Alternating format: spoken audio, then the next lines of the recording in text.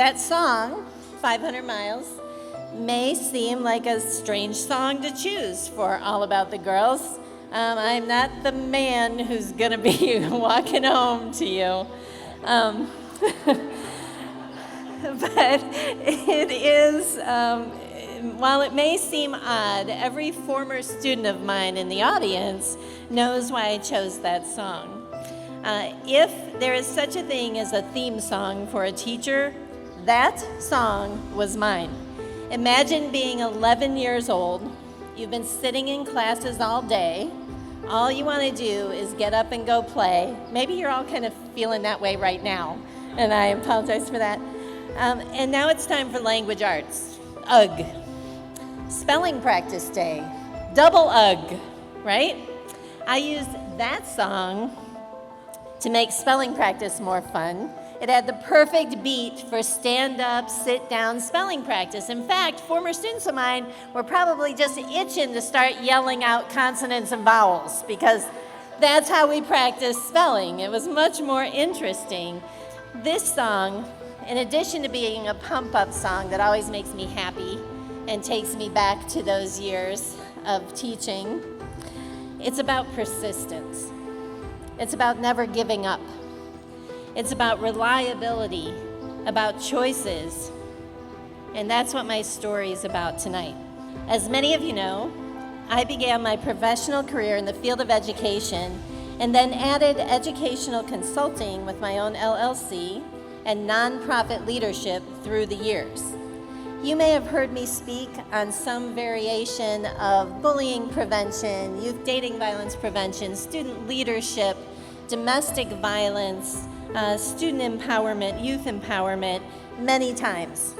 I've literally spent thousands of hours, yes, I did the math, over the past 31 years speaking on those topics and seeking to make a positive difference in the lives of families and kids.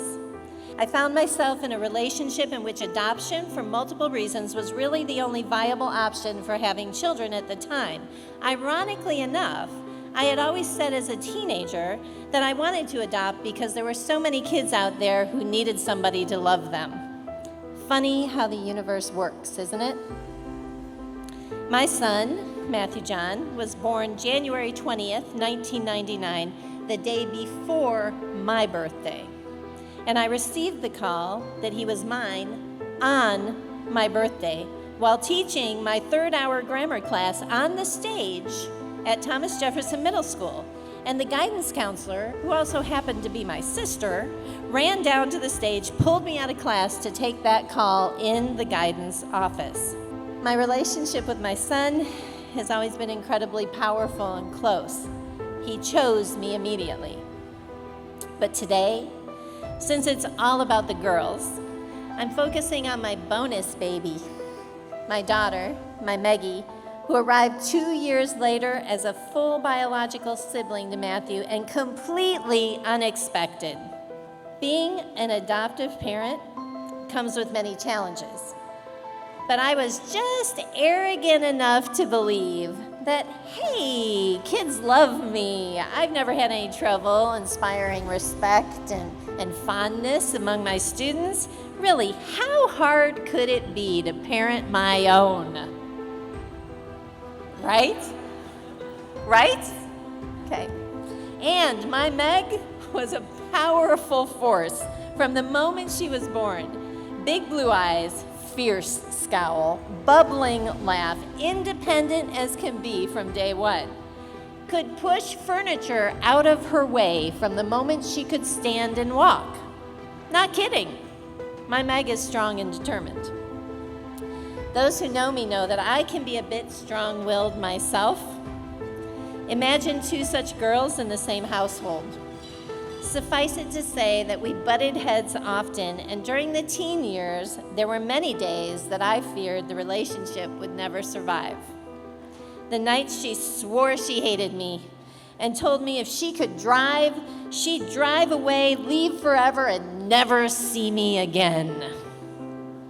I calmly responded that I was sorry to hear she felt that way, but I loved her regardless, then sobbed myself to sleep in my room, feeling like a total failure. I've rarely shared these stories because many moms would say, oh, that's just typical of moms and daughters. But the reality is that there's a whole different subtext and layer of challenge that no one understands about adoption.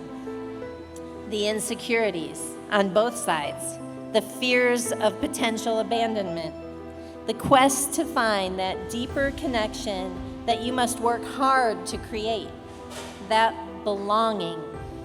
It's just different. Through it all, I had to make the conscious decision to never give up.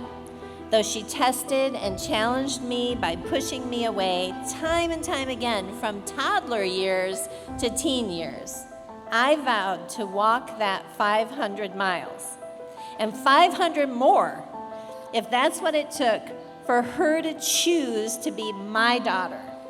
Her heart had to choose me. I chose to love her harder through it all. And believe me, some days it was incredibly hard to do, and she'll admit that. I chose to never give up until she chose me to, until finally we truly belonged to each other. Now, I share this story with you all today because being an adoptive mom has truly defined me as a person and made me a stronger, humbler, and wiser human being. Today, I am so very lucky to call my Meg my person, my very best friend. And I'll close with her words that she so graciously gave me permission to use. Something she wrote to me a year ago for Mother's Day, words that have made every challenging moment worth it. To my mom, best friend, the person who raised me, my inspiration, my role model, to my favorite person in the world. Thank you for always encouraging me to stay empowered, for teaching me about my own capacity to do beautiful things, for reminding me to always believe in and love myself. I would never approach life and have the strength and bravery that I do today if it weren't for you. You inspire me every day. Love you for life, Mom. True belonging, wherever it is you seek it, is a journey. One you choose and one you will find, even if it feels like it takes 500 miles to get there. Thank you so much.